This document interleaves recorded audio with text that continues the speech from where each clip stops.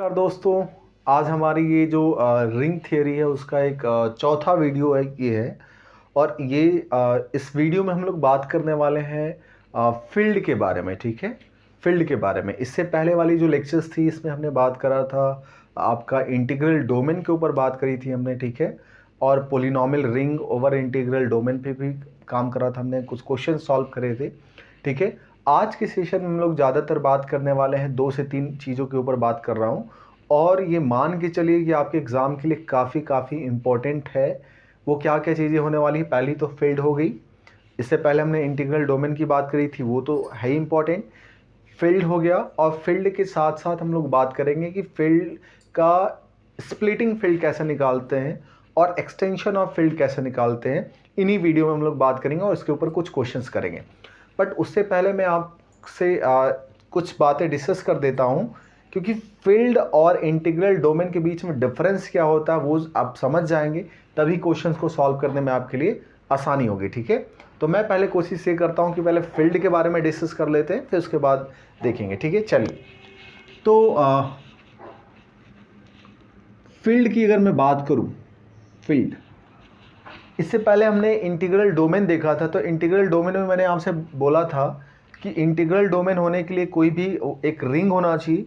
उस रिंग के अंदर क्या होना चाहिए, कम्यूटेटिव मीन्स कम्यूटेटिव होना चाहिए किसके, डॉट के साथ। और तीसरा हमने बात करी थी कि उसके पास एक यूनिटी एलिमेंट होनी चाहिए, एक वन एलिमेंट एग्जिस्ट होना चाहिए। और जो चौथा था उसमें आप बोल सकते हैं कि उसके जो जीरो डिवाइजर होने चाहिए वो एग्जिस्ट नहीं करने चाहिए। ये था इंटीग्रल डोमेन की डेफिनेशन। आप जिन बच्चों को दिक्कत हो रही है इससे जस्ट पिछले वाला वीडियो देखिए, उसमें हमने इंटीग्रल डोमेन के ऊपर बात करी थी। ठीक है, तो फील्ड देखिए, ये भी फील्ड भी मिलता जुलता इंटीग्रल डोमेन से ही है, बट कुछ थोड़ा सा डिफरेंस होता है इसमें। क्या डिफरेंस है बताता हूँ मैं आपको।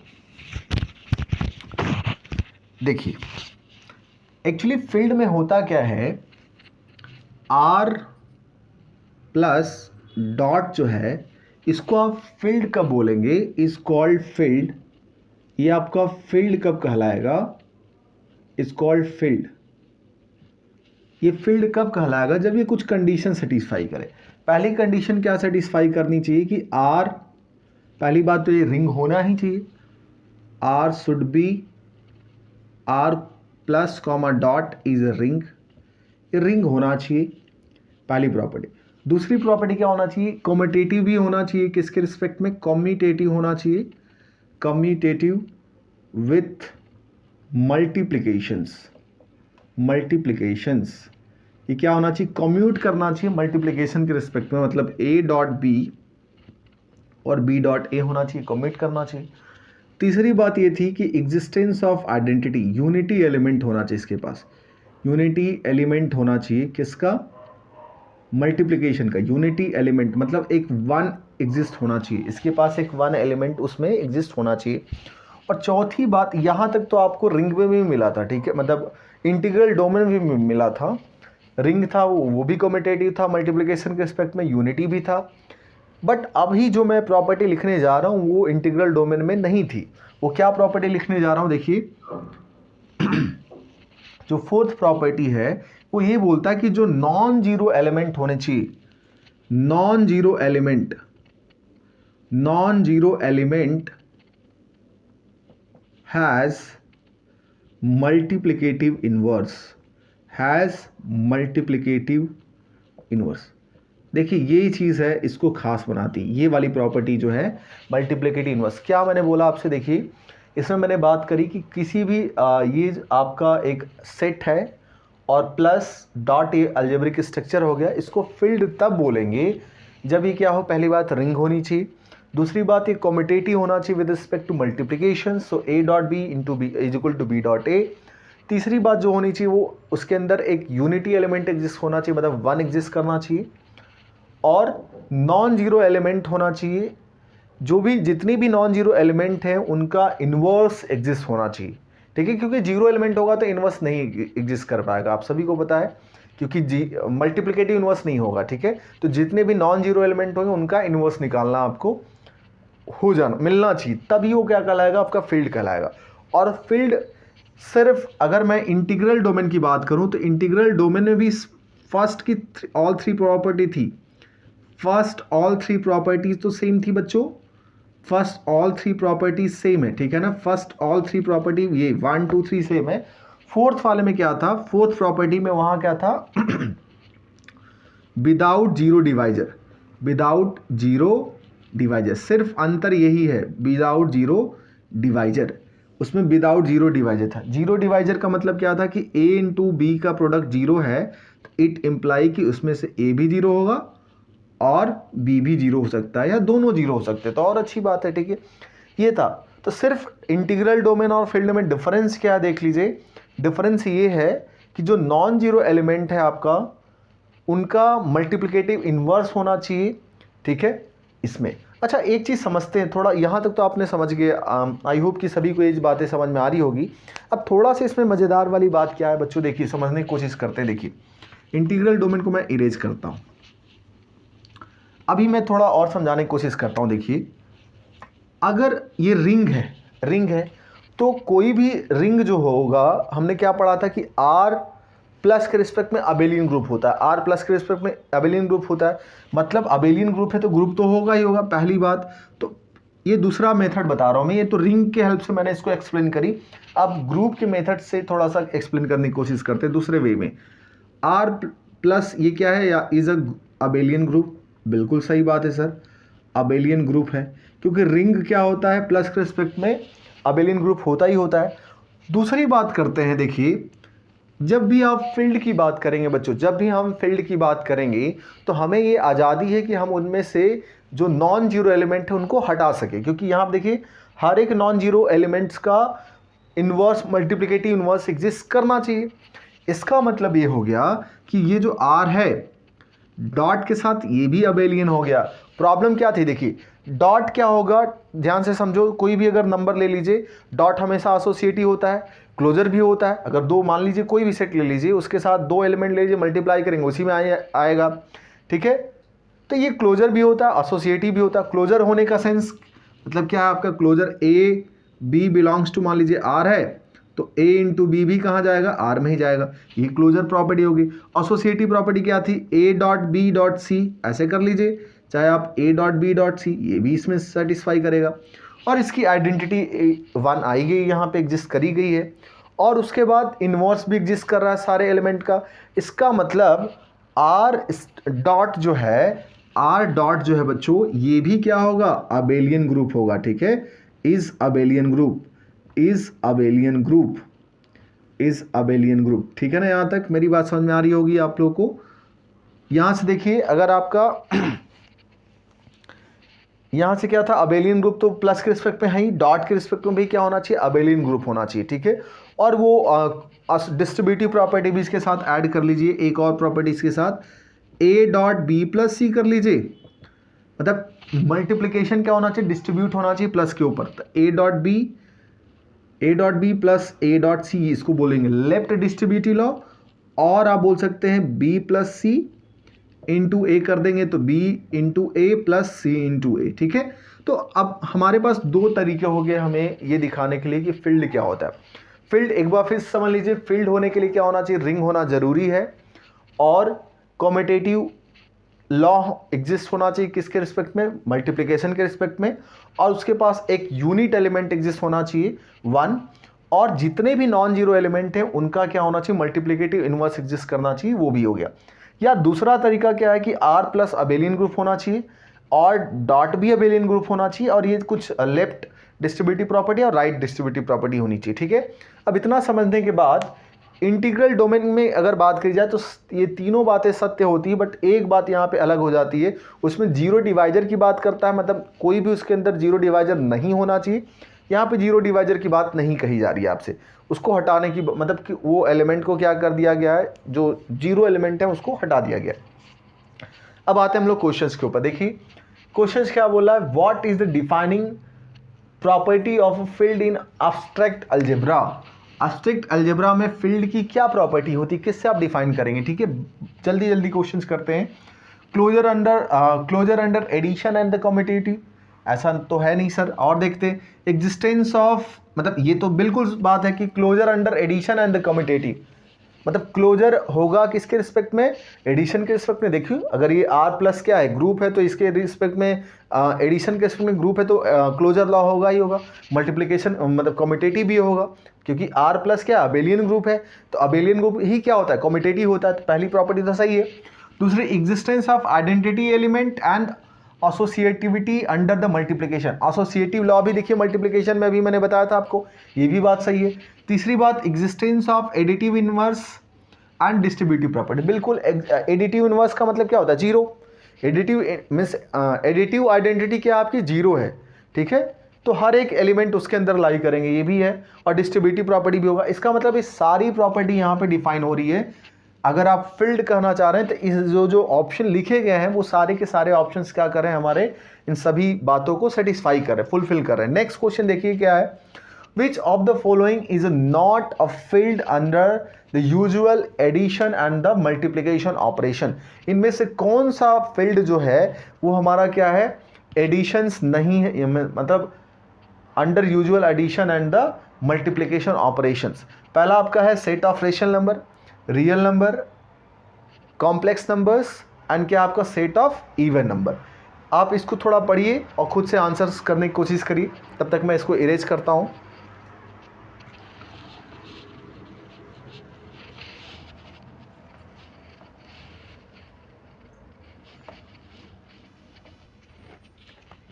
चलिए, तो ये वाला जो आंसर था आप देख सकते हैं कि which of the following is not of field under the addition and the multiplication operations. तो रेशनल नंबर होता है, रियल नंबर भी होता है, कॉम्प्लेक्स नंबर भी होता है, इवन नंबर नहीं होता है। क्यों नहीं होता है, इसके लिए आंसर मैं बता देता हूँ क्यों नहीं होता। अच्छा ये बताओ, जो भी इवन नंबर है, अगर मैं सेट ऑफ इवन नंबर लेता हूँ तो इसका मल्टीप्लिकेटिव इनवर्स एग्जिस्ट नहीं करेगा।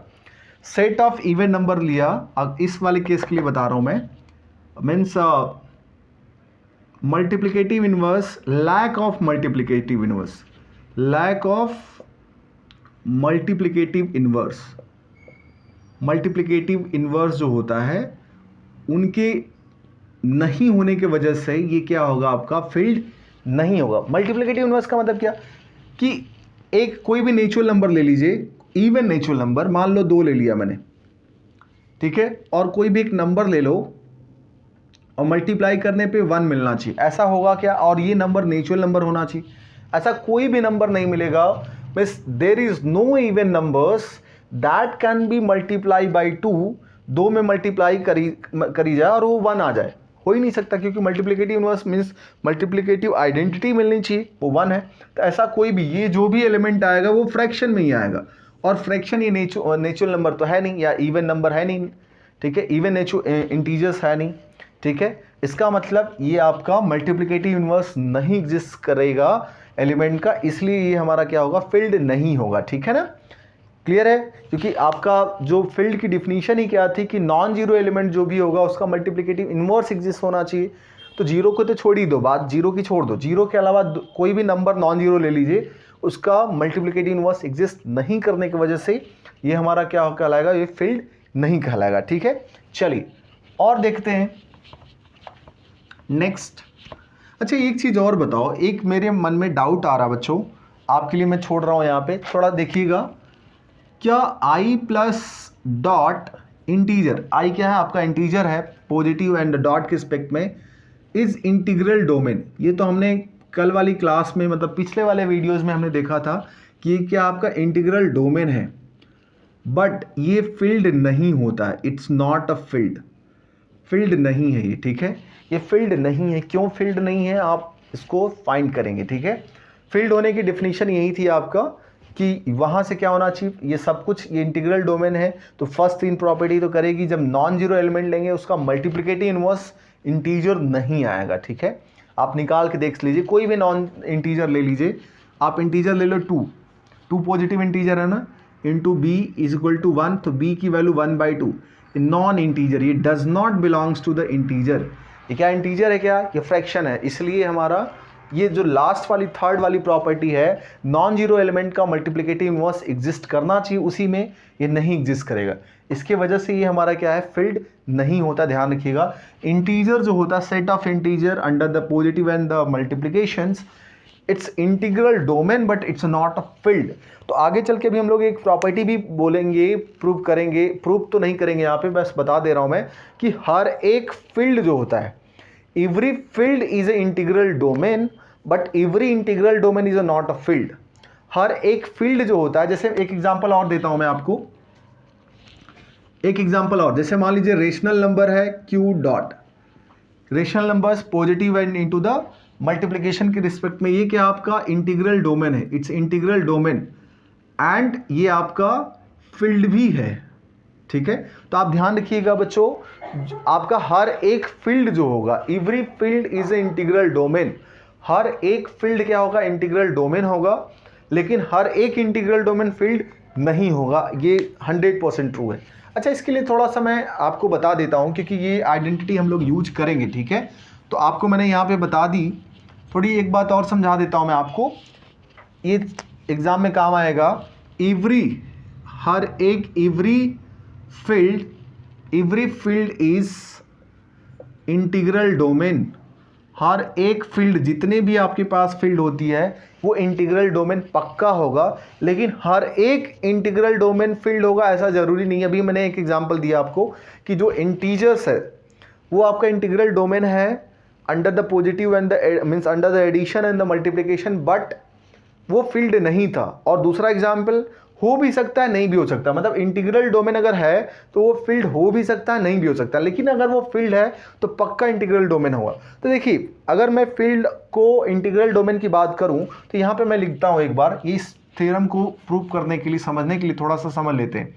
देखिए, फील्ड होने के लिए आपके पास और इंटीग्रल डोमेन होने के लिए क्या क्या चीज़ें चाहिए होती है। ठीक है, अगर मैं फील्ड होने की बात करूँ तो फील्ड के लिए यहाँ पर मैंने लिख रखा है कि R plus dot is a ring होना चाहिए। बिल्कुल सही बात है सर, यहाँ भी वही होना चाहिए, R प्लस डॉट क्या होना चाहिए, आपका रिंग होना चाहिए, इसमें कोई डाउट नहीं। इसके साथ साथ आपसे बोला गया है कि कम्यूटेटिव भी होना चाहिए, ये भी कम्यूटेटिव होता है। तो सेकेंड प्रॉपर्टी भी, ये भी कम्यूटेटिव होती है, commutative with multiplications, commutative with what, multiplications, ये भी सेम, सेकेंड प्रॉपर्टी भी सेम इंटीग्रल डोमेन के लिए भी होती है। थर्ड प्रॉपर्टी क्या थी आपकी, यूनिटी एलिमेंट, तो इसके पास भी यूनिटी एलिमेंट होगा, यूनिटी एलिमेंट, और इसके पास भी यूनिटी एलिमेंट है, तीनों प्रॉपर्टी सेम है। चौथी प्रॉपर्टी यहाँ से क्या थी, नॉन जीरो एलिमेंट का इन्वर्स एग्जिस्ट होना चाहिए, नॉन जीरो एलिमेंट का, नॉन जीरो एलिमेंट का इन्वर्स एग्जिस्ट होना चाहिए, क्या होना चाहिए बच्चों, का इन्वर्स एग्जिस्ट होना चाहिए। ठीक है, और यहाँ पे क्या था कि without zero divisor, without zero divisor, without zero divisor. तो अभी मैंने आपसे ये बोला कि हर एक field, every field is a integral domain, but ये ऐसा ट्रू नहीं, हो भी सकता है नहीं भी हो सकता है, मतलब every field is a integral domain 100% true है, लेकिन हर एक इंटीग्रल डोमेन फील्ड होगा ऐसा जरूर नहीं है। अब इसको प्रूव करने की कोशिश करते हैं, थोड़ा समझने की। देखिए, फर्स्ट थ्री प्रॉपर्टी तो यहाँ पे सेम आ रही, देखिए रिंग, बस अगर मैं ये दिखा दूं कि जो नॉन जीरो एलिमेंट है वो भी क्या है, जीरो डिवाइजर की तरह काम करें, तो वो कैसे हो जाएगा वो देखते हैं, थोड़ा सा फटाफट करते हैं, क्योंकि इस पे क्वेश्चन आ सकते हैं और आने के चांसेस काफ़ी ज़्यादा हैं। ठीक है, थोड़ा समझिए बच्चों। मान लीजिए आपको मैंने लिया a dot b is equal to zero, तो पहला केस लेता हूँ ये वाला जो हमने लिया था कि नॉन जीरो एलिमेंट का। तो मान लेते हैं केस 1 में आप ये कर दो कि a is not equal to zero, a zero नहीं है। जब ये नॉन जीरो है तो पक्की बात होगा कि उसका मल्टीप्लिकेटिव इनवर्स एग्जिस्ट करेगा, it means it employee A inverse exist, ये क्या करेगा, इसका इनवर्स एग्जिस्ट करेगा, ठीक बात है। अब दोनों साइड में मल्टीप्लाई कर देता हूँ ए इनवर्स से, be here and the A inverse zero, तो ए इनवर्स इंटू ए मिला के क्या हो जाएगा आपका, आइडेंटिटी होता है, आपको पता है, और आइडेंटिटी इंटू बी करेंगे तो वही आएगा, और यहाँ से करने पे जीरो आ जाएगा। तो देखो, अगर आपका एक नॉन जीरो था तो दूसरा ऑटोमेटिकली जीरो हो गया। तो डिवाइजर तो यही बोलता था ना, डिवाइजर की डेफिनेशन ही क्या थी कि A into B is equal to zero, तो उनमें से चाहे एक जीरो हो चाहे दोनों जीरो हो, तो एक तो जीरो मिल ही गया अपने को, तो अल्टीमेटली ये भी डिवाइजर की प्रॉपर्टी तो सॉल्व कर ही रहा है। अच्छा, दूसरा केस लेके देखो, अगर केस नंबर 2 में बात करूं, b not equal to zero, जब बी जीरो नहीं है बच्चों तो इसका इन्वर्स भी एग्जिस्ट करेगा, बी इन्वर्स एग्जिस्ट करेगा। अब जब बी इन्वर्स एग्जिस्ट करेगा तो हुआ क्या, अब यहाँ से मैं ए बी इन्वर्स मल्टीप्लाई कर देता हूँ, और यहाँ पे जीरो इंटू बी इन्वर्स कर दिया। अब ये दोनों मिला के आइडेंटिटी, ए इंटू आइडेंटिटी और यहाँ से 0, तो ए ही आ जाएगा 0। देखो अगर बी नॉट 0 था तो ए 0 हो गया यहाँ से। तो अल्टीमेटिकली अगर डायरेक्टली तो नहीं बोल सकते बट इनडायरेक्टली क्या है आपका, ये 0 डिवाइजर तो हो ही रहा है। तो हर एक फील्ड के पास भी 0 डिवाइजर होता है, इसलिए हर एक फील्ड इंटीग्रल डोमेन होता है, लेकिन फील्ड इंटीग्रल डोमेन फील्ड होगा ऐसा जरूरी नहीं है। ठीक है, आई होप कि मैंने ये सारी बातें आपको समझा दी। अब एक और क्वेश्चन यहाँ पर लिखा हुआ है कैरेक्टरिस्टिक्स ऑफ अ फील्ड, तो समझते हैं पहले कैरेक्टरिस्टिक्स ऑफ फील्ड क्या होता है, फिर क्वेश्चन को सॉल्व करने की कोशिश करते हैं। ठीक है, फटाफट समझाने की कोशिश करता हूं मैं ताकि ज़्यादा से ज़्यादा क्वेश्चन कर पाएँ। और ये बच्चों हमारी कोई क्लासेस नहीं है, ठीक है, तो इसलिए मैं कोशिश ये कर रहा हूँ कि शॉर्ट में समझाने की कोशिश करूँ आपको। ठीक है, अगर ये हमारी क्लासेस होती तो मैं, चलो पहले मैं एक बच्चों आपको एक्सप्लेन कर देता हूँ कि कैरेक्टरिस्टिक्स ऑफ रिंग क्या होती, कैरेक्टरिस्टिक्स ऑफ फील्ड क्या होती, फिर उसके ऊपर क्वेश्चन ले लेते हैं। ठीक है, तो पहले समझते हैं characteristics of a ring. Characteristics of a ring समझने की कोशिश करते हैं। ठीक है, तो मान लीजिए आपके पास R plus dot is a ring, एक क्या आपका एक कोई भी एक रिंग है। ठीक है, कोई भी एक रिंग है, तो इसमें मैं एक शॉर्ट डेफिनेशन दे रहा हूँ आपको ताकि क्वेश्चन हम लोग, क्योंकि क्वेश्चन जो आने वाले हैं वो MCQ क्वेश्चन आने वाले हैं, तो जल्दी से जल्दी आप सॉल्व कर पाएँ। इस तरीके का मैं कॉन्सेप्ट आपको बता रहा हूँ कि अगर मान लीजिए आपके पास कोई भी रिंग है आपके पास, और कैरेक्टरिस्टिक्स क्या बोलता है, रिंग कैरेक्टरिस्टिक्स ऑफ रिंग निकालना हो, ध्यान रखिएगा। कैरेक्टरिस्टिक्स ऑफ रिंग ये बोलता है कि इसमें से कोई भी positive integer there exist a least positive integer, कोई भी एक पॉजिटिव इंटीजर एग्जिस्ट, लीस्ट होना चाहिए positive integer,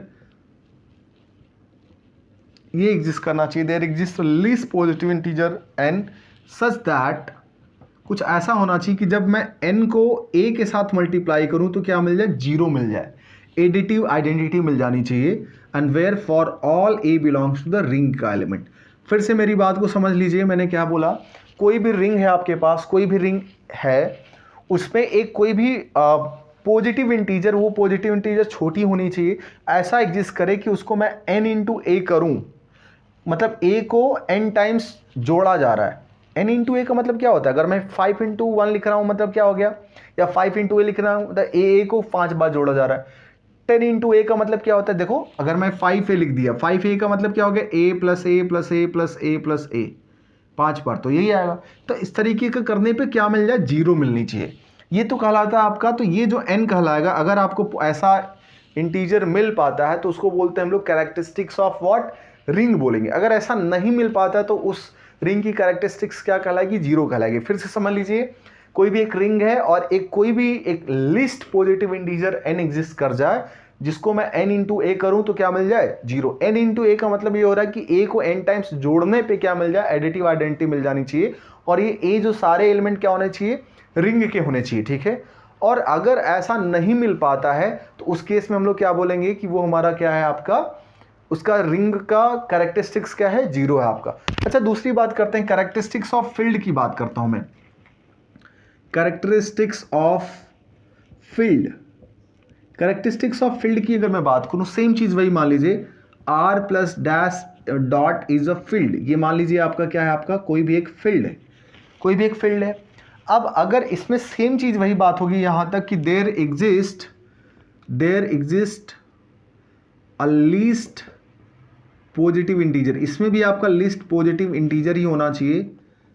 let's say n, there exist a least positive integer n ले लिया, सच दैट, कुछ इस तरीके से, such that least positive integer such that. अब यहां ध्यान दीजिए, n into 1 is equal to 0 होना चाहिए, ये ध्यान रखें। और ये 1 जो होना चाहिए, बिलोंग करना चाहिए इसमें रिंग में, मतलब ये पक्का बात पता है क्योंकि 1 यूनिटी होगा, तो ये फील्ड है तो उसके अंदर 1 जरूर लाई करेगा, क्योंकि डेफिनेशन ही थी फील्ड की कि यूनिटी एलिमेंट एग्जिस्ट होना चाहिए। n इंटू 1 करने पे 0 होना चाहिए, यहाँ पे n इंटू ए करने पे 0 हुआ है, यहाँ पे n इंटू 1 करने पे 0 हुआ है। ठीक है, अब इस क्वेश्चन को पढ़ते हैं, देखिए क्या लिखा हुआ है। In a field theory what is the characteristics of a field, the number of element in the field, ये तो है नहीं sir, smallest positive integer n such that n times multiplicative identity equal to the additive identity। तो 0 क्या आपकी additive identity और n time multiply करना है किसमें, मल्टीप्लिकेटिव आइडेंटिटी में, ठीक है, तो क्या मिल जाए, 0 मिल जाए, तो उसको बोलते हैं फील्ड की कैरेक्टरिस्टिक्स। तो ऑप्शन कौन सा है, बी ऑप्शन सही है। सी और डी का तो कोई सवाल ही नहीं बनता, क्योंकि सी क्या बोल रहा है, order of the field of element, ये भी मतलब नहीं है, और degree of the field of field extension, ये भी मतलब नहीं है, ठीक है। इसको लिखिए, मैं और क्वेश्चन आपको इस पे देता हूं। चलिए आइए हम लोग देखते हैं अगले क्वेश्चंस के बारे में। आपसे यहाँ से मैंने कुछ क्वेश्चन लिखा हुआ है, देखिए जेड एन जो है, जेड एन एडिशन मॉडुलो 9 और मल्टीप्लिकेटिव मॉडुलो 9, इसको क्या बोलेंगे आप, इंटीजर्स मॉडुलो, या आपका इंटीजर मॉडुलो आपका सेट है, और ये एडिशन मॉडुलो 9 और आपका मल्टीप्लिकेटिव मॉडुलो 9 के रिस्पेक्ट में एक रिंग होता है। ये आपको मैं बता दूं, रिंग होने के लिए अगर आपके पास कोई भी जेड एन है ना, जेड एन, अगर आपके पास ये जेड एन है और अगर n बिलोंग्स टू या n is equal to any कोई भी प्राइम नंबर होता है तो हमेशा वो रिंग होगा ही होगा, ठीक है। और रिंग के साथ साथ वो फील्ड भी होगा, ठीक है। समझते हैं, पहले इसको समझते हैं। तो इसका अगर मुझे कैरेक्टरिस्टिक्स निकालना है, कैरेक्टरिस्टिक्स ऑफ दिस रिंग, तो क्या करेंगे, तो मुझे कैरेक्टरिस्टिक्स में मैंने क्या बताया था कि वो सारे नंबर, मुझे एक ऐसा लीस्ट पॉजिटिव नंबर एग्जिस्ट होना चाहिए जिसको रिंग की बात करेंगे तो कोई उसके सारे एलिमेंट के साथ ऐड करने पे क्या मिलना चाहिए, एडिटिव आइडेंटिटी, मतलब 0 मिलनी चाहिए, ठीक है। तो अगर ये बताइए आप, Z9 लिखा मैंने, तो Z9 के अंदर एलिमेंट कैसा होंगे बताओ आप, Z9 के अंदर, इसके लिए ऑप्शन मैंने नहीं लिखा है, ऑप्शन कुछ भी हो सकता है। तो Z9 का जो एलिमेंट होगा बच्चों, ध्यान रखेंगे 0 से स्टार्ट होता है, 1 2 3 4 5 6 7 8 अप टू 8 तक जाएगा, 9 नहीं होगा, क्योंकि ये 9 का मतलब क्या हो रहा है कि 9 से डिवाइड करना होता है, ठीक है। तो 9 आएगा तो फिर 9 को डिवाइड करोगे तो रिमाइंडर कितना आएगा, 0, फिर से रिपीट करेगा। फिर 10 होगा तो 10 को डिवाइड करिए 9 से तो 1 रिमाइंडर आएगा, तो रिमाइंडर होगा, तो रिमाइंडर यहाँ पे आ रहा है, ठीक है। अच्छा, अब मुझे एक ऐसा नंबर ढूंढना है जिसको मैं उतने टाइम्स मल्टीप्लाई करूं तो अपना रिजल्ट क्या आना चाहिए, 0 आना चाहिए। देखिए समझने की कोशिश करिए, मान लीजिए मैंने 9 इंटू ए लिख दिया, इज इक्वल टू 0 आएगा क्या, आप देख के देखो, ए की वैल्यू 0 रखिए जरा, ए आपका बिलोंग करना चाहिए इस रिंग के एलिमेंट के साथ, तो अगर ए 0 लेंगे तो 9 इंटू 0 0 ही हो गया, 1 लोगे तो 9 इंटू 1 9, और 9 से डिवाइड करोगे, 9 को 9 से डिवाइड करो, रिमाइंडर 0, 2 से करेंगे 9 2 जा 18, तो 18 को 9 से डिवाइड करेंगे, अगेन रिमाइंडर 0, 3 रखिए तो 9 इंटू 3 27, 27 को फिर से 9 से डिवाइड करेंगे तो फुली डिविजिबल हो जाएगा। तो इसका मतलब ये 9 जो आपका हो गया कैरेक्टरिस्टिक्स हो गया, इसका मतलब characteristics of Z9 ring addition modulo and multiplicative modulo, ring की बात कर रहा हूं इसलिए मैंने यहां पे क्या लिखा है, ए लिखा है। रिंग की बात करेंगे तो ए, और अगर मैं यही फील्ड बोलूंगा तो यहां पे एक जगह क्या आ जाएगा, 1 आ जाएगा, ठीक है। तो इसका कैरेक्टरिस्टिक्स कितना हो जाएगा, 9। तो आपके ऑप्शन में कुछ भी लिखा हो सकता है, 1 2 3 4 5 6 7 कुछ भी हो सकता है, उसके अकॉर्डिंग आप चूज कर लेंगे। लेकिन ध्यान रखिएगा, जो भी आपका अगर ये प्राइम नंबर है, डायरेक्ट प्राइम नंबर दिया हुआ है तो वही आप डायरेक्ट आंसर कर दीजिएगा, ठीक है। लेकिन यहाँ पे प्राइम नंबर नहीं लिखा हुआ था डायरेक्टली, तो हमने यहाँ पे देखा, बट ऐसा जरूरी नहीं, लेकिन अगर वो प्राइम नंबर है तो डायरेक्टली वही उसकी क्या कहलाएगी, कैरेक्टरिस्टिक कहलाएगी। जैसे इस केस में देखिए Z7 एडिशन मॉडुलो 7 और मल्टीप्लिकेटिव मॉडुलो 7 है यहाँ पे। अब ये आपका फील्ड है, ये क्या है, इस मान लीजिए इस फील्ड है। अब मैं इसका आपसे पूछ रहा हूँ कि इसका मल्टीप्लिकेटिव मीन्स इसका कैरेक्टरिस्टिक्स बताइए इस फील्ड का।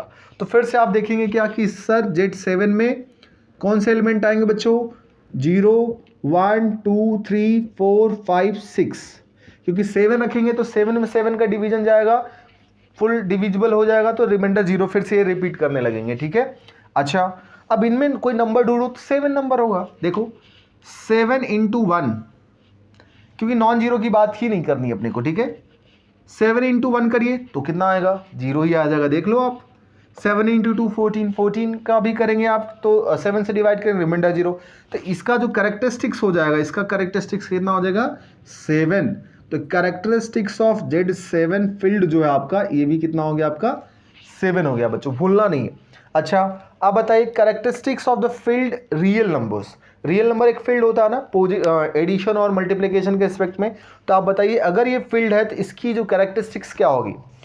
क्या कोई रियल नंबर में फील्ड मतलब 1 into n into 1 is equal to 0, आप कोई भी नंबर बता दो मुझे, या किसी भी नंबर को कितनी भी बार मल्टीप्लाई कर दो इटसेल्फ।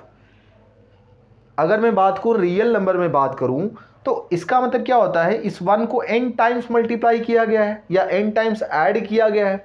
तो आप रियल नंबर में वन को कितनी बार भी ऐड करिए कभी भी जीरो नहीं आएगा, आप देख लेना।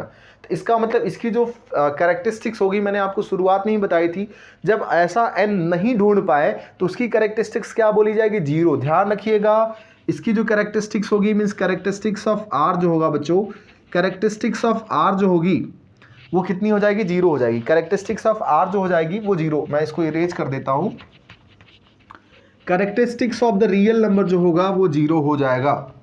Characteristics of the real number अगर मैं यहां लिखूं, characteristics of the real number क्या हो जाएगा आपका, जीरो होगा। ठीक है, सिमिलर रीजन आप इसके लिए भी दे सकते हैं, characteristics of a what, field rational number.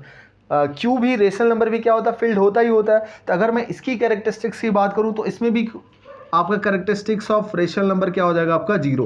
क्यों जीरो होगा, ध्यान रखिए, क्योंकि रेशनल नंबर कोई भी रेशनल नंबर ले लो, मतलब वन को कितनी भी बार आप ऐड करिए कभी भी जीरो नहीं आएगा रेशनल नंबर में। ठीक है, कभी भी नहीं आएगा, तो वो हो नहीं सकता। अच्छा, इसकी बात करिए, अब देखो Z5, कैरेक्टरिस्टिक्स ऑफ Z5 की अगर मैं बात करूं, अभी मैंने बताया था आपसे कि अगर कोई भी प्राइम नंबर होगा तो उसकी कैरेक्टरिस्टिक्स सेम वही लिख दे के आ जाना है, क्योंकि यहाँ पे सॉल्व नहीं करना है बच्चों, हमें डायरेक्ट आंसर को जानना है और सही आंसर को पिकअप करना है। ठीक है, क्लियर है यहाँ तक। चलिए अब मैं कुछ और क्वेश्चन लेता हूँ। ये तो हमने अभी तक देखा टॉपिक, कौन कौन से टॉपिक हमने देखे। आपका फील्ड के ऊपर क्वेश्चन मैंने दिखाया आपको, characteristics of the ring, characteristics of field कैसे निकालते हैं।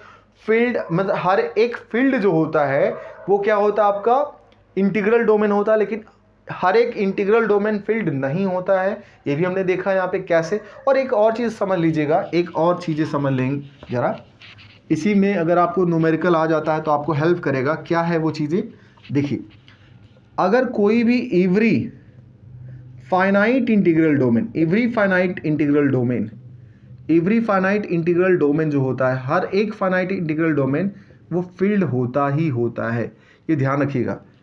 अभी मैंने क्या बोला, एवरी फाइनाइट इंटीग्रल डोमेन, ध्यान रखिए मैंने इंटीग्रल डोमेन नहीं बोला, क्योंकि इंटीग्रल डोमेन फील्ड हो भी सकता है नहीं भी हो सकता है, लेकिन अगर कोई भी इंटीग्रल डोमेन है उसके अंदर क्या है, फाइनाइट एलिमेंट है, तो पक्का वो क्या होगा, फील्ड होगा। जैसे अभी मैंने देखा था Z7, तो Z7 के अंदर फाइनाइट एलिमेंट थे, वो रिंग था। Z9 वो रिंग था, उसके अंदर 9 एलिमेंट थे। ठीक है, तो फाइनाइट है। तो अगर वो रिंग है और वो इंटीग्रल डोमेन है तो क्या करना है, अगर उसके अंदर फाइनाइट एलिमेंट है बच्चों तो वो हमेशा ही क्या होगा, वो फील्ड होगा, ये ध्यान रखेंगे। तो फील्ड पे रिलेटेड मैंने आपको थ्योरम भी 2-3 कराया, उसके ऊपर क्वेश्चन समझाने की कोशिश करी, और हमने देखा कैरेक्टरिस्टिक्स ऑफ फील्ड भी देखा, कैरेक्टरिस्टिक्स ऑफ रिंग भी देखा। इसमें अंतर ये होता है, यहाँ पे कोई भी एलिमेंट रिंग का लिया जा सकता है, रिंग की अगर बात करेंगे तो, लेकिन अगर मैं फील्ड की कैरेक्टरिस्टिक्स की बात करूंगा तो 1 लिखा जाएगा। ठीक है, और n इंटू 1 का मतलब होता है 1 को n टाइम ऐड करना है। ठीक है ना, 1 को n टाइम ऐड करना है तो आपको 0 मिलना चाहिए। ऐसा अगर मिलता है तो वो क्या कहलाएगा, कैरेक्टरिस्टिक्स कहलाएगा। अगर नहीं मिलता है तो उस सेट का या उस फील्ड का कैरेक्टरिस्टिक्स क्या कहलाएगा, 0 कहलाएगा, या इनफाइनाइट भी कह देते हैं कभी कभी। ठीक है, तो आई होप यहाँ तक। अब अगले अभी मैं कुछ क्वेश्चन लिख रहा हूँ स्प्लिटिंग ऑफ फील्ड के ऊपर क्वेश्चंस करते हैं। ठीक है, जल्दी से इसको लिख लीजिए।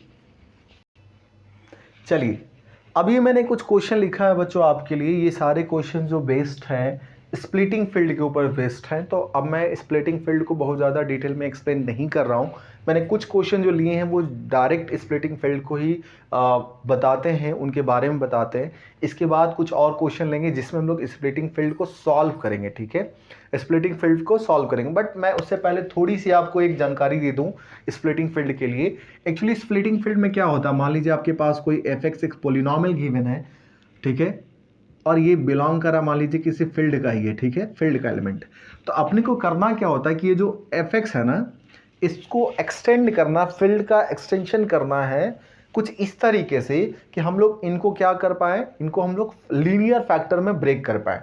तो 2-3 केसेस होते हैं। एक जगह तो ऐसा होगा कि आप लीनियर, इस f(x) जो है ना, इस f(x), ये जो आपका f(x) है, इसको आप लीनियर फैक्टर में ब्रेक करना है, लीनियर फैक्टर में आपको ब्रेक करना है। कुछ जगह पे तो आप लीनियर फैक्टर में ब्रेक नहीं कर पाएंगे, तो उनके लिए कैसे सॉल्व करेंगे। बट बेसिकली अगर आप splitting of middle term splitting of field की बात करी जाए, तो जो भी यहाँ पे आपको पोलिनोमियल गिवन होगा, जो भी एक्सप्रेशन गिवन होगा, इसको लीनियर फैक्टर में हमें डिवाइड करना है। तो थोड़ा ये समझ लेते हैं, अभी जब न्यूमेरिकल करेंगे तो आपको समझ में आएगा कैसे करेंगे, ठीक है।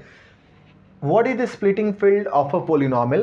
क्वेश्चन आपसे पूछा गया कि it is a field where the polynomial split into linear factor. बिल्कुल सही बात है सर, कि एक ऐसा फील्ड है जहां पे पोलिनोमियल को क्या किया जाता है, स्प्लिट किया जाता है लीनियर फैक्टर में। अभी मैंने आपसे बताया कि कोई फील्ड होगा, उसका एक पोलिनोमियल गिवन है, एक्सप्रेशन गिवन है, उसको स्प्लिट करने की कोशिश करेंगे लीनियर फैक्टर में, ठीक है। ये तो पहला ऑप्शन तो सही हो गया, बट बाकी को भी पढ़ लीजिए आप कि सेम, इसका डैश का मतलब यहाँ तक की बातें सेम रिपीट हो रही है यहाँ तक। It is a field where irreducible factors means is polynomial split into the reducible factor. It is a field where the polynomial has no root. It is a field where the polynomial has only one root. means splitting field का मतलब ही ये होता है कि जो भी आपको polynomial दिया हुआ है, splitting field of a polynomial का मतलब ये है बच्चों कि जो भी आपको polynomial दिया हुआ है, उस polynomial को आप ब्रेक कर पाए लीनियर कॉम्बिनेशन में। जैसा कि मतलब अगर मान लीजिए fx है आपके पास, तो कुछ आप ऐसे लिख पाए x a into x minus c one x minus c two dash dash dash, इसको लीनियर फैक्टर में आप ब्रेक कर पाए तो वो क्या कहलाता है, हमारा स्प्लिटिंग फील्ड ऑफ पॉलिनोमियल कहलाता है। नेक्स्ट देखिए क्या हुआ है, which of the following is true statement about the splitting field. Splitting field के लिए इसमें से कौन सा स्टेटमेंट सत्य है, ये समझते हैं। देखिए, every polynomial has unique splitting field. Next क्या देखिए, every polynomial has infinitely many splitting field. Next, two different polynomial can have same splitting field, and splitting field only exist for irreducible polynomial। देखिए यहां भी आपका answer क्या हो जाएगा, ए सही होगा, क्योंकि हर एक पोलिनोमियल के लिए, हर एक पोलिनोमियल के क्या होगा, एक यूनिक स्प्लिटिंग फील्ड निकाली जा सकती है, ठीक है, और निकालेंगे हम लोग। तो यहां पे ध्यान रखिएगा, हर एक जो स्प्लिटिंग पोलिनोमियल होगा, मतलब splitting field of a polynomial होगा, उसका यूनिक स्प्लिटिंग फील्ड निकाला जाएगा, ठीक है। नेक्स्ट देखिएगा, व्हाट इज, ये सारे क्वेश्चन जो हैं बच्चों वो बेसिक डायरेक्टली स्प्लिटिंग फील्ड के ऊपर अगर आ गया तो आप कर सकते हैं। अभी कुछ न्यूमेरिकल भी लूंगा मैं इसके ऊपर, जहां पे एक्चुअल आपके पास पोलिनोमियल होंगे और उसको आपको स्प्लिट करके लिखना होगा, ठीक है। What is the degree of splitting field of A polynomial. अच्छा देखो, ये क्या है, आपने लीनियर फैक्टर है ना, आपके पास कोई भी एक्सप्रेशन पोलिनोमियल होगा तो पोलिनोमियल की डिग्री होगी, ठीक है, चाहे वो क्वाड्रेटिक हो, लीनियर हो, क्यूबिक हो, कुछ भी हो सकता है, ठीक है। तो आपसे पूछा जा रहा है जब आपको स्प्लिट करेंगे तो पोलिनोमियल का स्प्लिट करने पे ऐसे ही कुछ आएगा। तो आपसे पूछा जा रहा है कि जो what is the degree of splitting field of A polynomial. अगर कोई भी पोलिनोमियल है जिसकी डिग्री कितनी है, n है, और आप उसको स्प्लिट कर रहे हैं तो उसकी डिग्री क्या होगी। पहले आपसे क्वेश्चन ऑप्शन ये है कि it is always n। Next, it is at least n, ये हमेशा n होगा या कम से कम n होगा। It is at most n, या it can be any positive integer greater than or equal to n। तो देखिए, अगर मैं यहाँ पे बात करूं तो डिग्री ऑफ स्प्लिटिंग फील्ड जो होता है, degree of splitting field of a polynomial जिसकी डिग्री कितनी है, n है, can be vary but must be positive होनी चाहिए, क्योंकि डिग्री हमेशा क्या होनी चाहिए, पॉजिटिव होनी चाहिए, और greater than or equal to n होनी चाहिए। वो n भी हो सकता है या n से बड़ा हो सकता है, और वो पॉजिटिव होना चाहिए। तो ये वाला आंसर जो है वो ज़्यादा बेहतर लग रहा है, ठीक है। इट इज़ एटलीस्ट n का मतलब कम से कम n होगा। अब n होगा तो n के बाद भी कुछ और हो सकता है, बिल्कुल सही, लेकिन इसमें उतनी क्लैरिटी नहीं आ रही कि वो पॉजिटिव इंटीजर होगा या फ्रैक्शन में होगा, क्या होगा, ये इतनी क्लैरिटी नहीं आ रही है। लेकिन ये अगर जो ऑप्शन 4 लिखा हुआ है, डी जो ऑप्शन है, वो क्या लिखा हुआ है, it can be any positive integers greater than or equal to n। तो ये जो बातें हमने लिखी यहाँ पे, ये जो क्वेश्चन हमने 3-4 क्वेश्चंस करे, ये सारे जो क्वेश्चन थे बच्चों, ये स्प्लिटिंग फील्ड के बेसिक को समझा रहा है। और स्प्लिटिंग फील्ड का अभी मैं कुछ न्यूमेरिकल ले रहा हूँ, जिसपे मैं आपको दिखाऊंगा कि कोई भी पोलिनोमियल गिवन है उसको लीनियर फैक्टर में कैसे करते हैं। एक आध क्वेश्चन और भी लूंगा जहाँ पे लीनियर फैक्टर में बना नहीं पाएंगे तो उस टाइप के क्वेश्चन को कैसे सॉल्व करते हैं, ठीक है। इसको लिख लीजिए। आइए हम लोग क्वेश्चन लेते हैं कुछ स्प्लिटिंग फील्ड के ऊपर जो एक्सप्रेशन पोलिनोमियल में होगा। यहाँ पे मैंने आपके लिए ऑप्शन नहीं लिखा है। एक क्वेश्चन मैं लास्ट में आपको कराऊंगा या 2 क्वेश्चंस जिसमें आपको ऑप्शन भी दूंगा, तो आप अंदाज़ा लगा सकते हैं कि ऑप्शन कैसा आएगा। लेकिन इस टाइप का क्वेश्चन ज़रूर आने के चांसेस काफ़ी बढ़ जाते हैं आपके एग्जाम में, ठीक है। तो समझते हैं कि कैसे अगर ये पॉलिनॉमियल गिवन है तो उसको कैसे सॉल्व करेंगे। तो इसके लिए मैं ट्रिक आपको बता रहा हूँ, ट्रिक इन द सेंस कि यही तरीका भी है, क्योंकि यहाँ पे हम लोग एज अ यूनिवर्सिटी का डिस्क्रिप्टिव टाइप पेपर लिख तो नहीं रहे, तो हमारा आंसर किसी तरीके से मैच हो जाना चाहिए, बस इतना ही काम हो जाएगा, ठीक है। चलिए समझते हैं। पहला क्वेश्चन आपके लिए यहाँ पे ये है कि इफ़ आपका एफ आपका ये है, आपको क्या निकालना है, आपको निकालना है बच्चों ये कि स्प्लिटिंग फील्ड ओवर क्यू निकालना है। एक क्वेश्चन यहाँ पे रियल नंबर का है, बाकी ये दो क्या है, रेशनल नंबर पे निकालने हैं। तो देखिए पहले क्वेश्चन का सॉल्यूशन अगर मैं बात करूँ, सॉल्यूशन ऑफ एफ एक्स की अगर मैं बात करूँ तो क्या है, एक्स स्क्वायर माइनस 1 है यहाँ पे, ठीक है। अच्छा, तो इसके रूट निकालने की कोशिश करो। जब भी अगर कोई भी पोलिनोमियल आए तो उसको रूट निकालने की कोशिश करिए और उसको ट्राई करें कि हम लोग किस में लिखें, आपका एक लीनियर फैक्टर में लिखने की कोशिश करें। तो अगर आप इसको लिखना चाहें f x is equal to zero की अगर मैं बात करूं, या जीरो ना भी लिखेंगे तो आप क्या आ जाएगा, x minus 1 and x plus 1, या आपने फैक्टर कर दिया। इसके जो बेसिस होंगे, जो रूट होंगे, उसको आपको क्या कर देना है, लिख देना होता है। चलिए मान लीजिए मैंने रेशनल नंबर पे बात की जाए तो रेशनल नंबर यहाँ पे -1 और 1 आएगा, ठीक है। अच्छा, अब थोड़ा ध्यान रखिए कि वही सारे रूट्स लेने हैं, वही जो यहाँ पे रूट्स आ रहे हैं, ट्रिक है ये, जो वही सारे रूट्स लेने हैं जो रेशनल नंबर में नहीं आ रहे होंगे, क्योंकि यहाँ पे फील्ड का हम लोग एक्सटेंशन कर रहे हैं, हम लोग यहाँ पे फील्ड एग्जैक्ट नहीं बता रहे। जो स्प्लिटिंग ऑफ फील्ड होता है वो क्या होता है, एक्सटेंशन ऑफ फील्ड ही होता है, उसी से मिलता जुलता है। तो यहाँ पे हम लोग ये तो फील्ड लिया ही लिया हमने रेशनल नंबर, लेकिन हमें कुछ यहाँ पे ऐसी चीज़ रखनी है जो इस रेशनल नंबर में लाई ना करे। अगर रेशनल नंबर है तो रेशनल नंबर नहीं होना चाहिए, रियल नंबर है तो रियल वो एलिमेंट यहाँ पर होना चाहिए जो रियल नंबर में नहीं हो। अब ये 1 -1 ये भी क्या रेशनल नंबर है, इसका मतलब आप लिख सकते हैं कि इसका जो स्प्लिटिंग टर्म होगा या स्प्लिटिंग फील्ड जो होगा वो पूरा का पूरा रेशनल नंबर ही हो जाएगा, क्यू ही हो जाएगा, ठीक है। अगर मैं इसकी बात करूं, f x is equal to x square minus 1, ये आपका फील्ड है क्यू रेशनल नंबर्स। अगर मुझे इसका स्प्लिटिंग फील्ड निकालना है तो इसका जो स्प्लिटिंग फील्ड होगा बच्चों वो पूरा का पूरा रियल नंबर, मतलब पूरा पूरा रेशनल नंबर ही आ जाएगा।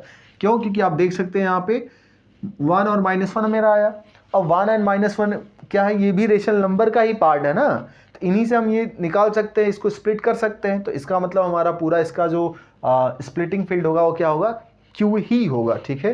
तो अगर आपके ऑप्शन में आपको चार दूँ, क्यू रियल नंबर 1 -1, अगर मान लीजिए इसके लिए मैंने ऑप्शन दे दिया आपके लिए, ठीक है, इसके लिए मैं ऑप्शन दे दूँ तो एक ऑप्शन दे देता हूँ, ऑप्शन ए मान लीजिए क्यू, ऑप्शन बी पूरा रियल नंबर दे दिया, ऑप्शन सी -1 और 1 दे दिया, ठीक है, और ऑप्शन डी दे दिया मैंने यहाँ पे कॉम्प्लेक्स नंबर। तो कौन सा ऑप्शन सही होगा इसमें, तो ऑप्शन ए सही होगा, क्योंकि पूरा पूरा रेशनल नंबर ही आ जा रहा है, ठीक है। इस तरीके से आप निकाल सकते हैं। चलिए एक और क्वेश्चन लेते हैं, देख आपको समझाने की कोशिश करता हूँ। ये वाला जो सेकेंड क्वेश्चन है, देखिए क्या कहना चाह रहा है आपसे। सेकेंड क्वेश्चन देखेंगे, ये इसकी बात करूँ मैं, तो अगर मैं लिखता हूँ f x is equal to x square plus x plus 1, इसका जो डिस्क्रिमिनेंट होगा बच्चों, इसका जो डिस्क्रिमिनेंट होगा डी जो होगा वो निगेटिव आ रहा है। देखिए अगर कंपेयर करेंगे तो ए की वैल्यू कितनी आ रही है 1, बी की वैल्यू 1, सी की वैल्यू 1, तो डी कितना होता है बी स्क्वायर माइनस 4ac। तो अगर आप 1 - 4 आ जाएगा तो ये कितना आ जाएगा -3। जब भी आपको पता है डिस्क्रिमिनेंट निगेटिव आता है, उस केस में क्या होता है, इसके जो रूट्स होंगे वो रियल नहीं रूट होंगे, वो क्या होंगे, इमेजिनरी रूट होंगे। अब इमेजिनरी निकालने के लिए हमारे पास एक फार्मूला है, सिद्धांत फार्मूला या क्वाड्रेटिक इक्वेशन का जो फार्मूला है उसको लगा देते हैं डायरेक्ट। तो इसके जो रूट्स आ जाएंगे, क्या क्या आ जाएंगे, देखिए अगर मैं इसके रूट्स की बात करूं तो एक आ जाएगा -1 प्लस माइनस बी स्क्वायर कितना हो गया आपका माइनस का 3, तो 3 आयोटा अपॉन 2a, यही आ जाएगा ना। इसके दो रूट्स आ जाएंगे, क्या क्या आएंगे, अगर मैं इसकी रूट्स की बात करूं तो इसके रूट्स जो आएंगे वो -1 प्लस माइनस √3 आयोटा अपॉन 2 आ जाएंगे इसके रूट्स।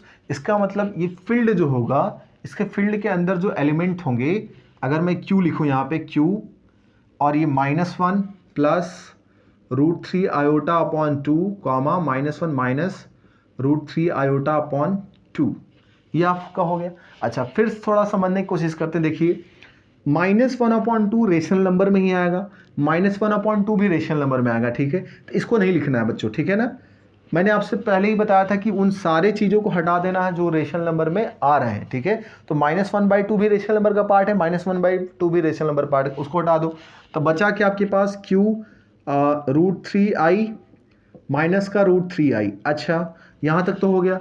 अब अगर मैं क्या करूँ, -1 और 1 भी इसके अंदर आएगा। देखो इसको 1 इंटू लिख सकते हैं ना, इसको -1 इंटू लिख सकते हैं। तो 1 और -1 भी रेशनल नंबर में आएंगे।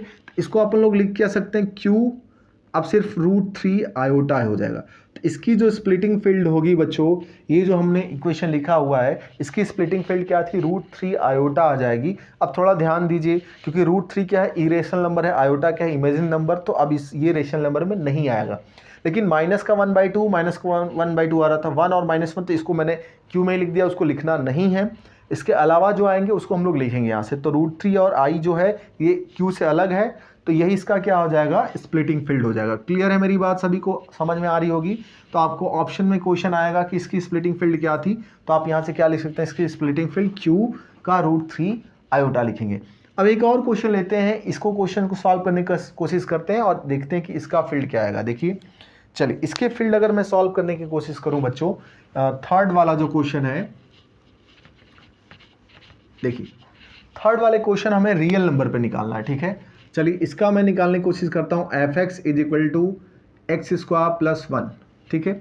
जब इसके रूट निकालोगे तो एक्चुअली ये इसके रूट आपके रियल नहीं आएंगे, इसके रूट क्या आएंगे, क्योंकि किसी भी चीज़ का स्क्वायर करने पर और 1 से ऐड करने पे कभी वो 0 नहीं आएगा, ठीक है। इसका मतलब इमेजिनरी नंबर एग्जिस्ट करेगा। तो आप इसको क्या लिख सकते हैं, fx को आप इस तरीके से लिख सकते हैं, x² - i², ठीक है, x - आयोटा और x + आयोटा हो गया यहाँ से। तो इसके दो वैल्यू आ गई, ठीक है। तो इसका मतलब अगर मैं इसको लिखूँ यहाँ से, तो आपका माइनस आयोटा और आयोटा हो गया, क्योंकि r ओवर में निकालना आपने को, स्प्लिटिंग फील्ड की बात करी जाए। अब देखिए इसको भी क्या लिख सकते हैं आप, r -1 into iota, comma iota 1 into iota, यही लिखा जा सकता है ना बच्चे। अब देखो बेटा क्या कर सकते हैं हम लोग, 1 और -1 तो रियल नंबर के ही पार्ट हैं, तो इनको हमें हटा देना है। तो जैसे आप हटा देंगे तो सिर्फ आयोटा बचेगा, तो इसको मिनिमाइज करके लिखना, लास्ट तक जाते जाते इसको सिंप्लीफाई करिए। अब देखो रियल नंबर में इमेजिनरी नंबर आ गया, तो ये इसका पार्ट नहीं, तो ये इसका क्या कहलाएगा, स्प्लिटिंग फील्ड कहलाएगा, ठीक है। आई होप कि मैंने आपको समझाने की कोशिश करी। जहाँ पे रियल में हमें, रियल नंबर में हम लोग उसको स्प्लिट कर पा रहे थे वो हमने करा, दूसरे में यहाँ पे इमेजिनरी रूट्स आ रहे थे उसको भी मैंने बताया, तीसरे वाले में भी इमेजिनरी रूट आ रहे थे, तो कैसे स्प्लिटिंग फील्ड निकालते हैं ये भी दिखा। एक आध क्वेश्चन और लेते हैं, वो मेरे हिसाब से कम चांस है आने का, क्योंकि वो थोड़ा सा लेंदी हो जाएगा, बट पता नहीं कि कौन सा क्वेश्चन कैसा आ जाए, तो उसको सॉल्व करने की कोशिश करते हैं। एक और क्वेश्चन लेता हूँ, थोड़ा सा बड़ा है क्वेश्चन, और उसको सॉल्व करने की कोशिश करते हैं। तब तक आप इसको क्या करिए, नोट कर लीजिए। चलिए अब कुछ और क्वेश्चन लेते हैं बच्चों। देखिए ये मैंने कुछ क्वेश्चन लिखे हैं जो आप स्ट्रेट फॉरवर्ड आंसर कर सकते हैं। ये लास्ट क्वेश्चन जो है थोड़ा सा आपको परेशान कर सकता है, बाकी सारे क्वेश्चन इजी हैं, ठीक है। What is the degree of the splitting field of a polynomial fx over field f। इसका मतलब क्या बोला जा रहा है आपसे, कि जो डिग्री क्या होगी स्प्लिटिंग फील्ड का, जिस पोलिनोमियल का आप निकाल रहे हैं डिग्री, मान लीजिए पोलिनोमियल क्या है, fx है, और किस फील्ड पे निकाल रहे हैं, कोई फील्ड f है, तो जो आपका न्यू डिग्री आएगी वो क्या होगा, ये कॉन्सेप्ट बोला जा रहा है। तो डिग्री ऑफ fx जो होगा is divided by degree of field जो होता है, ये करेक्ट होगा, आप भी इसमें मार्क कर लीजिएगा, ठीक है। इसका एक्सप्लेनेशंस मैं आपको दूंगा, अभी पहले इसको आप मार्क कर लीजिए, ठीक है। Next, which of the following is the splitting field of the polynomial fx = x² - 2 over the rational numbers qx। अब आप इसमें से सॉल्व करेंगे, तो मैंने आपको बता रखा है कि जस्ट इससे पहले यहाँ पे क्या था, 1 था ना, इसको आप सॉल्व कर लीजिए। चलिए सॉल्व करते हैं। यहाँ पे जब इसको सॉल्व करोगे आप, तो इसको क्या लिख सकते हैं, ये जो fx है बच्चों, इसको आप x - का √2 और x + का √2 दे सकते हैं, ठीक है ना, ये देंगे। तो अगर मैं इसको लिखूँ q ओवर, तो क्या लिखेंगे, माइनस का √2 कॉमा रूट, ठीक है। अच्छा, ये माइनस का √2 जो है ये मल्टीप्लाइड -1 है, और यहाँ से क्या मल्टीप्लाइड 1 है, तो ये भी क्यू में के अंदर -1 और 1 भी क्यू के अंदर आ जाएंगे। तो मैं इसको डायरेक्ट लिख सकता हूँ क्या, q√2। तो ये आपका क्या है, क्यों, देखिए क्यू को आप ऐसे भी लिख सकते हैं ना, -1 इंटू √2 कॉमा √2 ले लीजिए। तो ये जो -1 है बच्चों, ये जो -1 है आपका, ये भी तो क्या है, रेशनल नंबर का पार्ट ही है, तो इसके अंदर चला जाएगा। तो बचेगा क्या आपके पास, सिर्फ √2 बचेगा। तो √2 दो बार मतलब एक ही उसको लिखा जा सकता है, तो यहाँ पे Q√2 आपका आंसर हो जाएगा। तो यहाँ से आप देख लीजिए Q√2 आंसर हो गया। मतलब इस तरीके से आपको ऑप्शन दिए जाएंगे और ऑप्शन आप आसानी से चेक कर सकते हैं कि इसमें से कौन सा ऑप्शन क्या आपका सही है, कौन सा आपका गलत है। अब एक लास्ट क्वेश्चन जो है इस पे जो बोर्ड पे लिखा हुआ है उसको देख लेते हैं क्या है, देखिए समझने की कोशिश करते हैं।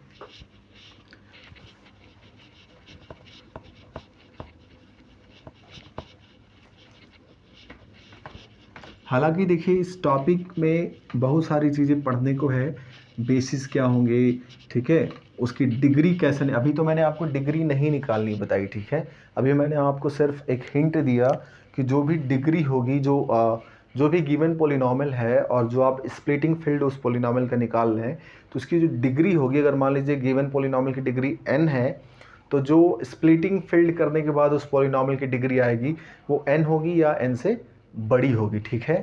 तो ये तो मैंने आपको बताई, लेकिन इसको कैसे निकालेंगे वो अभी तक हमने डिस्कस नहीं करा, क्योंकि एक ही वीडियो में सारी बातें डिस्कस करेंगे तो बहुत लंबा वीडियो हो जाएगा, ठीक है। तो मैं कोशिश ये कर रहा हूँ कि आपको एग्ज़ाम पॉइंट ऑफ व्यू से दिक्कत ना हो उतनी, ठीक है। अब हालांकि एग्ज़ाम के लिए जितना भी पढ़े उतना कम ही माना जाता है, ठीक है, अनटिल अनलेस कि जब तक आप पेपर ना लिख के आ जाएँ, ठीक है। तो अब कुछ कहा नहीं जा सकता बच्चों, पर ठीक है, अगले लेक्चर्स में मैं उसको कंटिन्यू करूँगा, ठीक है ना।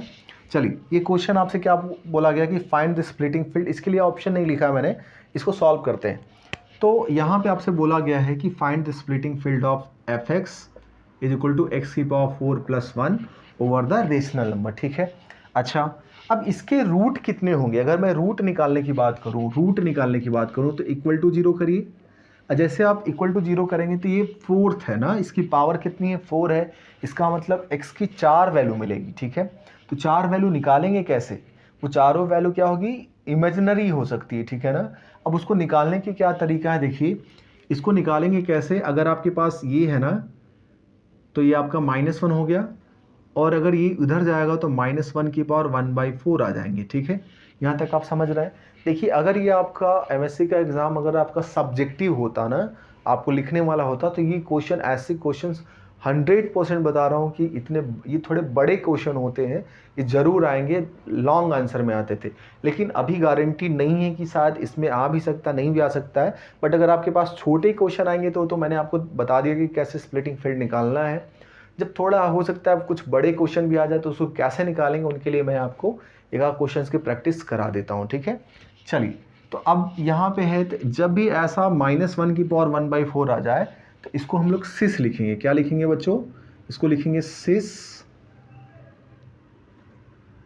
क्या लिखें, यहाँ तक लिख लीजिए, सिस पाई की पावर 1/4। सिस पाई का मतलब क्या होता है, कॉस, आयोटा और साइन, इसको मतलब ऐसे लिख सकते हैं ना, देखिए कॉस पाई प्लस आई टाइम्स साइन पाई की पावर 1/4। कॉस पाई की वैल्यू कितनी होती है, -1, साइन पाई की वैल्यू होती है 0, तो ये मल्टीप्लाई करने पे पूरा 0 ही हो गया, तो 1 की पावर -1 की पावर 1/4 यही आ गया, ठीक है ना, यहाँ से आ गया। अब डी मोवियस थ्योरम आप सभी जानते हैं, डी मोवियस थ्योरम आपको सभी को पता है। देखिए एक चीज़ होती है, मैं यहाँ पे बता दूँ आपको, एक फार्मूला है, अगर मान लीजिए सिस थीटा है, थीटा की पावर p/q है ना, सिस थीटा की पावर, सिस का मतलब ये मैंने बता दिया, कॉस पाई, मतलब सिस थीटा का लिखने का मतलब कॉस थीटा प्लस आई साइन थीटा हो जाएगा, यहाँ पे पाई है तो कॉस पाई प्लस आई साइन पाई हुआ। अगर यहाँ पे सिस ये लिखा हुआ है तो इसको ऐसे भी लिखा जाता है, एक फार्मूला है, मैं आपको बता देता हूँ, इस फार्मूले को ऐसे लिखते हैं, सिस 2k pi plus theta into p/q, ये ऐसे लिखा जा सकता है, ठीक है। सिस थीटा p/q डी मोवियस थ्योरम ही है बेसिकली ये। डी मोवियस थ्योरम आप पढ़े होंगे कॉम्प्लेक्स नंबर में, वहाँ पे आपने सीखा होगा, ठीक है। इस नीचे वाले पार्ट को मैं इरेज कर देता हूँ। अगर आप इस चीज़ को, इस फॉर्मूले को आप इस्तेमाल करेंगे, इस फॉर्मूले को अगर आप इस्तेमाल करते हैं इसमें, तो क्या लिख सकते हैं, देखिए अगर ये है ना आपके पास, तो इसको मैं ऐसे लिख सकता हूँ, सिस ही रहने देते हैं, 2k पाई और यहाँ पे थीटा है क्या बच्चों अपना, थीटा क्या आपका, देखिए थीटा क्या आपका पाई ही है, तो प्लस पाई, और पी बाई क्यू क्या आपका 1/4। तो यहाँ से क्या हो गया, सिस 2k प्लस 1, पाई कॉमन ले लीजिए तो ये पाई/4 हो गया, ठीक है। अच्छा, अब ये k की वैल्यू कहाँ तक जाती है, ये k की वैल्यू, ये जो k है ना यहाँ पे लिखिएगा, and k belongs to 0 1 2 3 dash dash dash q-1। ये जो q है ना उससे एक कम तक इसकी वैल्यू जाती है, कहाँ से, 0 से लेके। तो अपने पास q कितना है, 4 है, तो यहाँ पे लिख सकते हैं वेयर q जो वेरी करेगा आपका 0 1 2 3, ये 4 वैल्यू होंगे, एक बार 0 होगा, एक बार 1 होगा, एक बार 2 होगा, एक बार 3 होगा। तो अब इसको बारी बारी से रख के देखते हैं कि क्या वैल्यू आती है, ठीक है। इफ़ मान लीजिए k की वैल्यू क्या है, 0 है, तो क्या आ जाएगा, सिस पाई/4 आ जाएगा, ठीक है। अगर इफ़ k की वैल्यू मान लीजिए आपका 1 है, तो क्या आ जाएगा, सिस 1 रखा तो 3 पाई/4 हो जाएगा, ठीक है बच्चों। अच्छा, अगर मैं इफ़ k की वैल्यू क्या लेता हूँ, 2 लेता हूँ, if k is equal to 2, तो क्या हो जाएगा, सिस 2 2 जा 4, 5 पाई/4 हो जाएगा, ठीक है। और अगर आप k की वैल्यू 3 लेते हैं, अगर k की वैल्यू 3 लेते हैं तो इसकी वैल्यू क्या हो जाएगी, सिस 3 3 जा 9, 3 इंटू 2 6 प्लस 1 7 पाई/4। अच्छा, सिस पाई/4 का मतलब क्या है, कॉस पाई/4 प्लस साइन आयोटा साइन पाई/4, ठीक है। इसकी वैल्यू क्या होगी, कॉस 3 पाई/4 प्लस आयोटा साइन साइन 3 पाई/4, ठीक है। इसकी वैल्यू क्या लिख सकते हैं, कॉस 5 पाई/4 प्लस आयोटा साइन 5 पाई/4। यहाँ पे इसको क्या लिख सकते हैं आप, कॉस 7 पाई/4 प्लस आयोटा साइन 7 पाई/4, ठीक है। इस तरीके से आप लिख सकते हैं। अच्छा, आप बारी बारी से इसकी वैल्यू दीजिए। कॉस पाई/4, कॉस 45 डिग्री की वैल्यू 1/√2 होती है, तो 1/√2 यहाँ से भी, तो 1/√2 कॉमन ले लिया, इसकी वैल्यू होगी 1 प्लस आयोटा, ठीक है। इसको सॉल्व करते हैं। कॉस 3 पाई/4 कहाँ पे होगा, कॉस 3 पाई/4 का मतलब क्या हो गया बच्चों, देखिए अगर आप पाई/4 इंटू 3 करेंगे तो 45 इंटू 3 करिए, 45 इंटू 3 कितना हो गया आपका, 4 पंजे 20, 2 और 4 ત્યાં 12 2 14, 140 डिग्री के आसपास हो गया, मीन्स यही है ना। 45 इंटू 5 कर लीजिए, नहीं सॉरी ये गलती हो गया, सॉरी 3 था, 3 5 जा 15 और 3 4 जा 12, 12 प्लस 1 30, 135 डिग्री। 135 डिग्री कहाँ पे होगा, सेकेंड क्वाड्रेंट में। तो सेकेंड क्वाड्रेंट में कॉस क्या होता है, नेगेटिव होता है। तो इसकी वैल्यू मैं क्या ऐसा लिख दूँ, इसको मैं ऐसे लिख सकता हूँ क्या, कॉस पाई माइनस पाई/4 प्लस आई साइन पाई माइनस पाई/4। बच्चों बिल्कुल सही लिखा जा सकता है। कॉस पाई माइनस पाई/4 क्या होता है, कॉस पाई/4 होगा बट निगेटिव साइन होगा, तो ठीक है। इसकी वैल्यू कितनी हो जाएगी, माइनस का 1/√2 प्लस, ये भी कौन से क्वाड्रेंट में, सेकेंड क्वाड्रेंट में। सेकेंड क्वाड्रेंट में साइन क्या होती है, पॉजिटिव होती है, तो आप यहाँ से लिख सकते हैं प्लस का i/√2। तो यहाँ से माइनस का 1/√2 कॉमन ले लीजिए, तो यहाँ से क्या हो जाएगा, 1 माइनस आयोटा, यही आएगा। यहाँ से देख लो, अगर आप माइनस लिया तो 1 माइनस आयोटा आ जाएगा, ठीक है। इसी तरीके से अगर आप इसको सॉल्व करेंगे तो ये क्या हो जाएगा, कॉस पाई प्लस पाई/4 हो जाएगा, ठीक है। पाई प्लस पाई/4 मतलब ये थर्ड क्वाड्रेंट में चला गया, पाई प्लस पाई/4 चला गया, और प्लस आई साइन पाई प्लस पाई/4 लिखा जा सकता है इसको।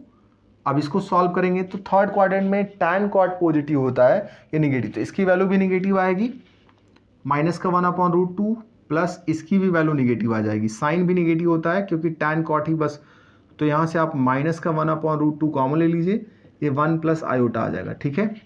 उसी तरीके से अगर आप इसको लिखने की कोशिश करेंगे ये यहाँ से, तो कॉस ये आपका हो जाएगा 2 पाई माइनस पाई/4, मतलब फोर्थ क्वाड्रेंट में चला गया बच्चों, ये आई साइन 2 पाई माइनस पाई/4, ठीक है।